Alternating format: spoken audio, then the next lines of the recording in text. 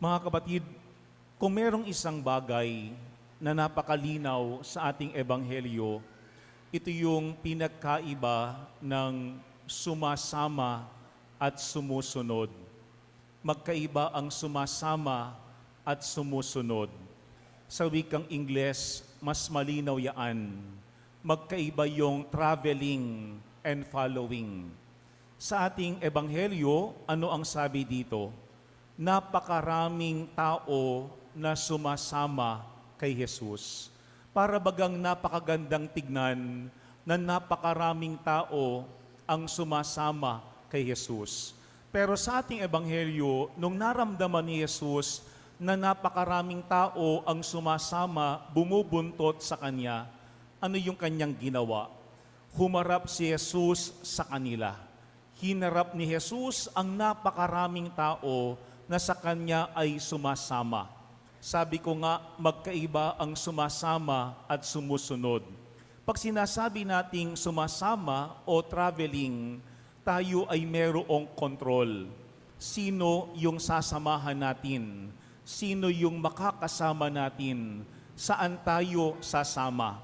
Anong oras hanggang saan? At kapag tayo marahil ay mapagod, magsawa, at panghinaan ng kalooban, pwedeng ating itigil na yung ating pagsama sa taong yun. Pero kapag sinasabi nating sumusunod, wala tayong kontrol. Kasi sumusunod tayo. Ang merong kontrol ay yung ating sinusundan. Kaya nga sa ating ebanghelyo, para kay Jesus, hindi mahalaga kung napakarami ang sumasama sa Kanya. Kaya nga hinarap niya ang napakaraming sumasama sa Kanya para Kanyang pag-isipan, para Kanyang hamunin, para Kanyang tanungin kung ang mga taong ito ay susunod ba talaga sa Kanya. Siguro mga kapatid, yan ang magandang paalaala sa atin. Araw-araw, meron tayong ginagawang pagpili sa ating buhay. Meron tayong ginagawang pagpili sa ating buhay. Pero anong sinasabi ng ating ebanghelyo sa ngayon? Pati ang pagiging isang alagad ay pagpili din. Ito'y hindi bukso ng damdamin lamang. Ito ay hindi pabigla-bigla na ating ginagawa sa ating buhay. Kaya nga ang napakalinaw sa ating ebanghelyo ay kailangan natin munang pag-isipang maigi ano ba yung hinihingi sa atin ni Jesus na ating susundan at ano din ba yung ating kaya at hindi kayang ibigay kay Jesus.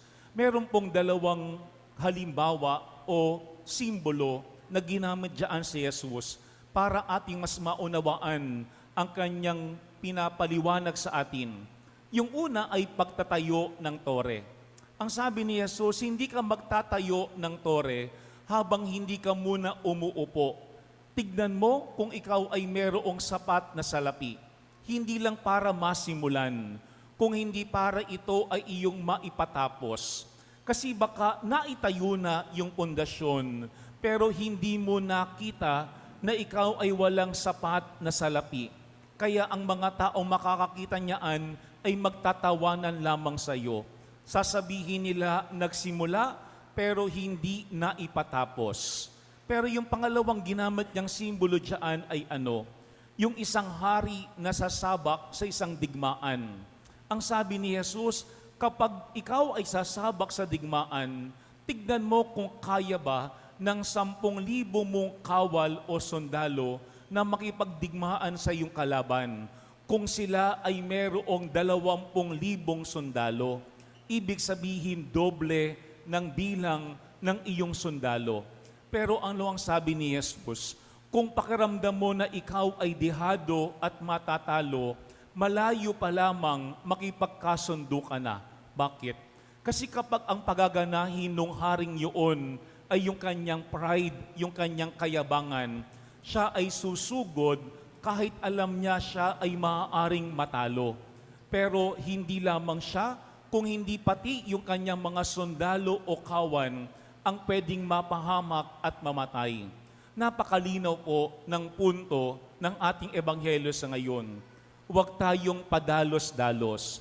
Huwag tayong sugod ng sugod. Huwag tayong oo ng oo. Kailangan ating munang tignan yung ating mga sarili. Kakayanin ba talaga natin? Kaya nga ang sinasabi po ng ating ebanghelyo, meron at meron na hihingin ang Panginoon sa atin kung talagang tayo ay seryoso na maging kanyang tunay na alagad. Kaya nga simula pa lamang, ano ang sabi ni Jesus? Hindi maaaring maging alagad ko ang sino mang umiibig sa kanyang ama at ina, asawa at mga anak, mga kapatid, at maging sa sarili niyang buhay ng higit sa akin. Maliwanag. Ano ang sinasabi diyan ni Jesus? Hindi naman masama yung ating pag-ibig sa pamilya. Hindi masama yung ating pag-ibig mismo sa ating mga sariling buhay. Pero ano yung punto diyan ni Jesus? Nang higit sa akin. Yung pong part na yun, nang higit sa akin. Kasi kailangan maliwanag sa atin, hindi lamang kung ano yung kaya at hindi natin kayang gawin. Ang dapat malinaw sa atin ay hindi lamang yung hihingi ng Panginoon sa atin. Kung hindi dapat din daw simula pa lamang, maliwanag na sa atin ano yung pinakamahalaga, prioridad sa ating buhay. Kasi kapag simula pa lamang, malabo na ano ba yung una sa atin, ano ba yung prioridad natin, ano ba yung pinahahalagahan natin, baka bandang huli, tayo mismo ay masira, tayo mismo ay manghina. Kaya nga mga kapatid, maganda po yung last part ng ating ebanghelyo sa ngayon. Ang sabi ni Jesus, gayon din naman, hindi maaaring maging alagad ko ang sino man kung hindi niya tatalikdan, yung salitang yun, tatalikdan ang lahat sa kanyang buhay. Ang salitang tatalikdan, ang salitang lahat. Alam po nyo, nung kami ay malapit ng ordinahan bilang mga pari, meron kaming 30-day retreat bilang mga seminarista. Yan po ay required ng canon law, na bago ka ordinahan, kailangan ka munang mag-retreat ng isang buong buwan para makapag-isip-isip. Pero hindi ko makakalimutan, ang sabi ng aming retreat master sa amin, sa retreat na yun, kailangan maging malinaw sa inyo sino o ano ba ang mahal ninyo. Kasi baka sa isang banda, ang inyong lamang mahal ay yung pagpapari. Kaya ano man ang mangyari, kailangan na kayo ay maging pari. Ang sabi ng aming retreat master, hindi dapat ganoon. Dapat ang maliwanag sa inyo, mahal nyo si Jesus. Hindi lang yung pagpapari. Para kapag dumating yung punto na hingin sa inyo ni Jesus, pati ang inyong ambisyon na maging pari, handa niyong ibigayaan kay Jesus. Bakit? Kasi maliwanag sa inyo na ang inyong una at pinakamamahal ay walang iba kung hindi si Jesus. Siguro mga kapatid, yan ang magandang hamon sa atin. Kaya ba nating talikdan ang lahat? Pag sinasabi nating lahat, ano ang pinakamahalaga sa atin? Ano ba ang pinakamamahal natin? Ano ba ang laging inuuna natin? Kasi sa ating ebanghelyo, napakalinaw, ang dami-daming sumasama kay Jesus. Pero ang kailangan ni Jesus, hindi lamang yung sasama sa Kanya. Pero kapag nahirapan, nawawala. Pero kapag ando doon yung mga pagsubok, yung mga hamon, umaatras. Ang talagang kailangan ni Jesus ay ano? Yung sumusunod sa Kanya. Pag sinasabi nating sumusunod, tayo ay namili na si Jesus ang pinakauna, pinakamahalaga at siyang nangunguna mismo sa ating buhay. Sabi nga ng isang santo, si St. John of the Cross, we can have no attachments. We can have no attachments. Our only attachment should be to God. Uulitin ko.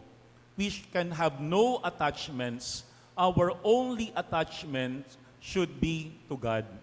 Mga kapatid, walang hihingin ang Panginoon sa atin na hindi mahalaga para sa atin. Kaya niya hinihingi ang mahalaga para sa atin para maging malinaw sino ba talaga ang una sa buhay natin. Mga kapatid, magkaiba ang sumasama sa sumusunod. Marami ang gustong sumama, pero iilan lamang ang talagang gusto at handang sumunod kay Jesus. Amen.